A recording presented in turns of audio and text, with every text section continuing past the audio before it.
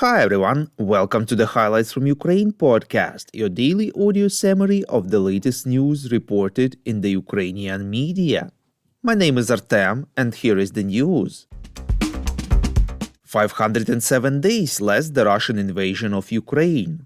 South Korean President Yoon Suk-yeol visited Ukraine for the first time, reports Hromadske. Yeol visited the site of mass murders in Bucha near Kyiv and then Irpin that suffered from Russian shelling. After meeting President Volodymyr Zelensky, he said that the Republic of Korea will increase the amount of military and humanitarian aid provided to Ukraine in 2023, reports Interfax Ukraine. The South Korean president pointed out that last year his country provided bulletproof vests, helmets, and other necessary ammunition to Ukraine. Last year, the Korean government allocated $100 million to support the country. This year, this support will amount to $150 million. Yeol added that South Korea plans to increase aid to Ukraine to restore the education system. President Volodymyr Zelensky has urged South Korea to join the G7 Declaration on Security Guarantees for Ukraine. The president noted that the agreement on the transfer of special-purpose vehicles and equipment, including demining machines, is already being implemented. He also thanked his Korean counterpart for new initiatives regarding financial, technical, and humanitarian assistance to Ukraine. He also invited Korea to show its leadership in creating rehabilitation centers in the country. The New York Times informs that Ukrainian troops have changed the tactics of conducting a counteroffensive, which helped them reduce losses in military equipment but also slowed them down, reports Ukrainska Pravda.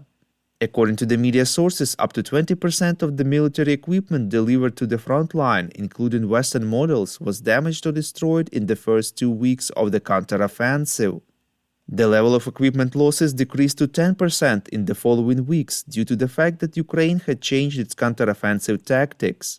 In particular, Ukraine's armed forces are now focused more on exhausting Russian forces with artillery and long-range missiles than on attacking Russian minefields.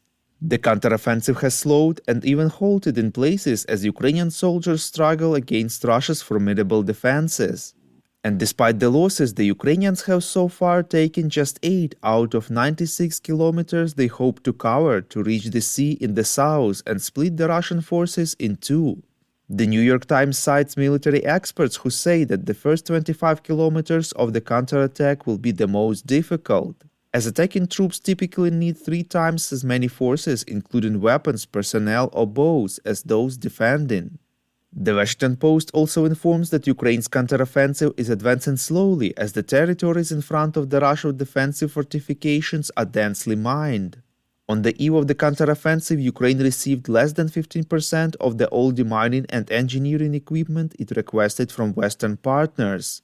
As there are not many specialized demining equipment, it became a priority target for the Russian forces, thus often Ukrainians are forced to advance on foot. And deminers work when it's dark and they crawl looking for mines to avoid detection. We would really appreciate if you could recommend us to your friends and family as well as share information on social media. This really helps more people to find the Highlights from Ukraine podcast and truth about Russia's invasion. The U.S. House of Representatives voted for the draft U.S. defense budget for next year with $300 million for Ukraine, reports Voice of America. It is noted that 5 amendments which demanded to reduce or completely stop aid to Ukraine did not receive votes. $300 million to support Ukraine is equivalent to the amount requested by the Biden administration, but at the same time $500 million less than was agreed last year. Then, as part of the U.S. defense budget, Ukraine was allocated $800 million. In addition, one of the document sections calls for extending the Lend-Lease Act for Ukraine adopted in 2022 for at least 1 more year. The draft defense budget of the Senate also stipulates that general support for Ukraine should be extended at least until 2027. Already 18,000 Ukrainian military have gone through the basic training program in the UK, reports Espresso. According to the UK Ministry of Defense, Operation Interflex teaches Ukrainians to survive and destroy the enemy in the fight against the illegal invasion of their country. Thank you for listening to the Highlights from Ukraine podcast. We are a commercial initiative of just two people and we need your help to grow. Share information about the podcast, rate us in the app, subscribe to our Patreon. With your support, we are getting better. We call on you to demand from governments of your countries to impose the toughest sanctions possible on Russia and its citizens to stop their invasion of Ukraine.